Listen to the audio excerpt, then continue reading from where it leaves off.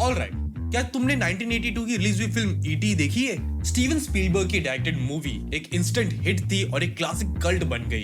एक एलियन अर्थ पे आता है और वो फंस जाता है और वो कुछ बच्चों से मिलता है और वो उनसे दोस्ती करता है एंड वेल उसके साथ सीरीज ऑफ इवेंट्स होते हैं। काफी यूनिक स्टोरी है, नहीं?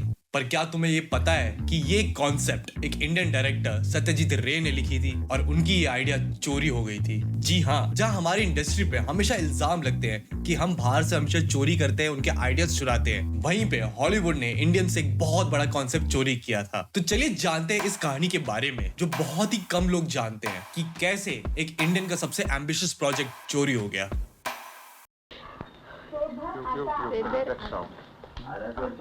सत्यजीत रे का जन्म हुआ था 2 मई 1921 में। वो एक director, Illustrator, visualiser, editor, camera person, screen play writer और ना जाने क्या क्या थे। उन्होंने कोलकाता फिल्म सोसाइटी का निर्माण किया था और द अप्पू ट्रायलॉजी, जिसमें पाथिर पंचाली, अपार जीतो और द वर्ल्ड ऑफ अप्पू जैसी इंटरनेशनल रिकॉग्नाइज्ड मूवीज उन्होंने बनाई थी, जिसने इंडियन सिनेमा को वर्ल्ड मैप पे लाके रख दिया। The first film that I really saw about India was Pather Panchali by Sajid Ray. उनकी फिल्म्स ने 32 नेशनल अवार्ड्स जीते थे, जिसमें से 6 नेशनल अवार्ड्स उनको बेस्ट डायरेक्टर के लिए मिले थे और 1992 में उनको ऑस्कर की तरफ से लाइफ टाइम अचीवमेंट अवार्ड मिला था और वो एक लौते इंडियन है जिनको ये अवार्ड मिला है। We're here tonight to receive this magnificent award, certainly the best achievement of my movie making career. और इंटरनेशनल फिल्मी जगत के बड़े बड़े लोग जैसे कि फ्रांसिस फोर्ड कपोला, जिन्होंने गॉडफादर बनाई थी, और मार्टिन स्कॉर्सेसी जैसे बड़े बड़े लोग उनको प्रेज करते हैं। जी हाँ, सत्यजीत रे फिल्मी जगत के सबसे बड़े नाम है। And I had become fascinated with India really from movies, particularly the movies of Satyajit Ray, the filmmaker Satyajit Ray. 1962 में उन्होंने अपनी फैमिली मैगजीन संदेश में एक कहानी लिखी थी, बांकू बाबूर बंधु। ये कहानी एक एलियन के अराउंड रिवॉल्व करता था, जहां उस जमाने में एलियंस को मोस्टली वॉयलेंट दिखाया जाता था कि वो यूजुअली अर्थ को इन्वेड करने के लिए आए हैं। वहीं पे सत्यजीत रे ने एक कहानी लिखी थी जहां पे एक एलियन अर्थ पे आता है और वो फंस जाता है और वो फिर इंसानों से दोस्ती करता है। कहानी सुनी हुई लग रही है, नहीं? तुम्ही मानुष। बंकू बाबू बोललेन।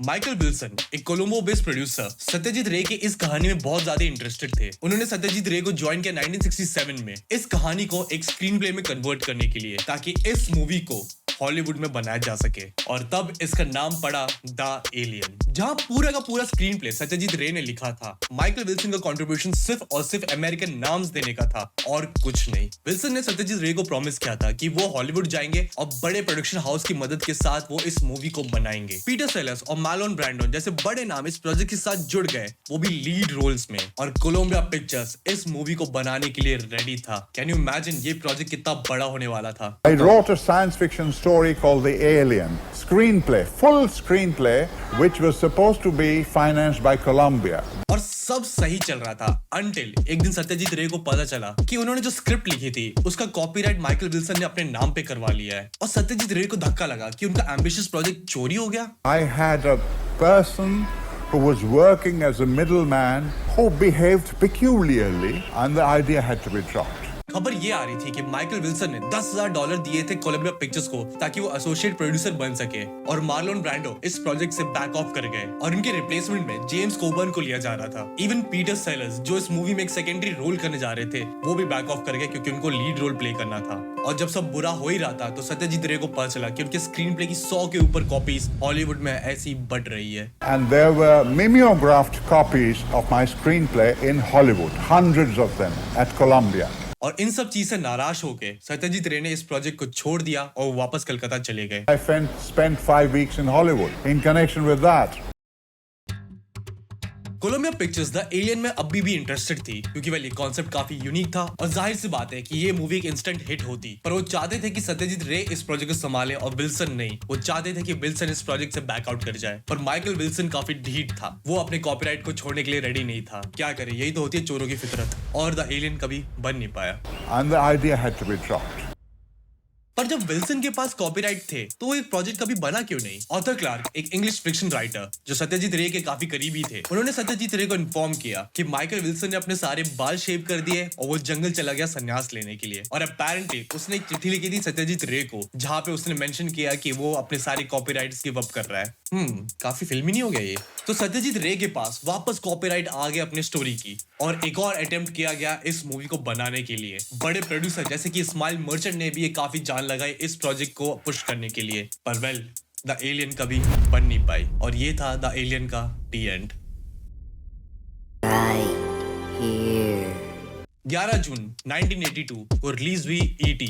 The extra terrestrial. Steven Spielberg की डायरेक्टेड ये मूवी, जहाँ पे एक एलियन अर्थ पे आता है पर वो फंस जाता है और फिर वो कुछ बच्चों से दोस्ती करता है और उनके साथ कनेक्शन बनाता है एंड वेल उसके साथ बहुत सारे इवेंट्स होते हैं। कहीं सुनी हुई लग रही है ना ये कहानी? Yes, the alien. Arthur Clarke जैसे बड़े बड़े लोगों ने पॉइंट आउट किया कि कैसे E.T. की कहानी द एलियन से सिमिलर है और सब बड़े बड़े नामों ने आरोप लगाया स्टीवन स्पीलबर्ग पे कि उन्होंने द एलियन की कहानी चुराई है, जिसको ऑब्वियसली स्टीवन स्पीलबर्ग ने डिनाई किया और उन्होंने कहा कि वो हाई स्कूल में थे जब हॉलीवुड में ये स्क्रिप्ट बन रही थी। क्यों नहीं? एंड इवन सत्यजीत रे ने ये कहा था, Many ideas in the alien are in E.T. And even Martin Scorsese जैसे बड़े डायरेक्टर ने कहा था कि E.T. की कहानी सत्यजीत रे के द एलियन से चोरी हुई है। और कई लोगों ने सत्यजीत रे को ये कहा कि वो स्टीवन स्पीलबर्ग पे केस कर दे, पर सत्यजीत रे ने ये कहा कि स्टीवन स्पीलबर्ग ने अच्छा काम किया है और वो एक अच्छे डायरेक्टर है, इसलिए वो कोई केस नहीं करेंगे। चलोगे हमारे साथ? बनोगे हमारे दोस्त? 2003 में रिलीज हुई कोई मिल गया, जो सिमिलर कॉन्सेप्ट पे बेस्ड थी और लोगों के बीच ये एक इंस्टेंट हिट थी। ऊपर से आए हो?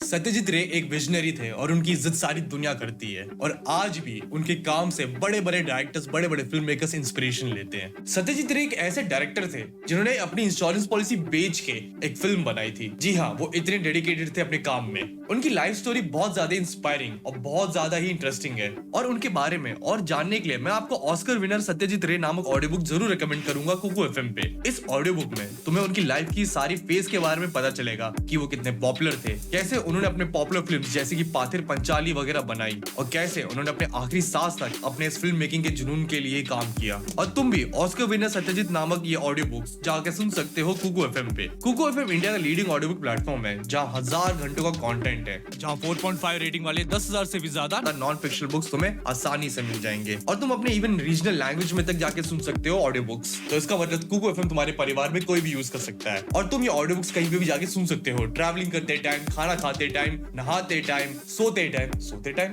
और अगर तुम डिस्क्रिप्शन में दिए हुए लिंक से जाके डाउनलोड करोगे कुकू FM और मेरा कूपन कोड YBB50 अगर तुम यूज करोगे तो तुम्हें मिल जाएगा 50% डिस्काउंट। जी हाँ, जो 399 अ ईयर का जो सब्सक्रिप्शन है वो तुम्हें मिल जाएगा फॉर 199 अ ईयर ओनली, जो एक मूवी टिकट और OTT प्लेटफॉर्म के सब्सक्रिप्शन से ही सस्ता है, इवन एक एवरेज बुक के प्राइस से भी सस्ता है। पर ये ऑफर स्टार्टिंग सिर्फ 250 लोग के लिए जो मेरा कूपन कोड YBB50 यूज करेंगे। तो देरी किस बात की, डिस्क्रिप्शन में दिए लिंक से जाके अभी डाउनलोड करो कुकू FM।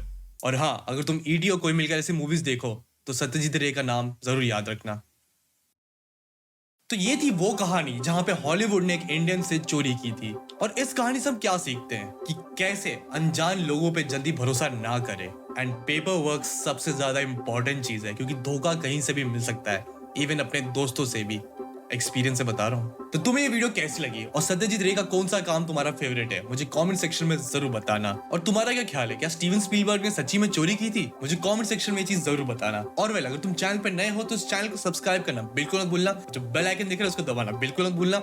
एंड हाँ, साथ साथ तुम हमारे सोशल पे भी हमें फॉलो कर सकते हो, हमारे हैंडल्स ये रहे। And well, stay tuned for more, ऐसे वीडियोस आते रहेंगे। तुम सब क्रिमिनल्स, बढ़िया मूवी करते फ्लॉप फ्लॉप फ्लॉप। क्रिमिनल्स, बढ़िया मूवी करते फ्लॉप फ्लॉप। फालतू की मूवी चले कितना कितना बढ़िया मूवीज को पिटना पिटना नहीं मिलता प्यार उतना उतना, ये है इंडिया। फालतू की मूवी चले कितना कितना बढ़िया मूवीज को पिटना पिटना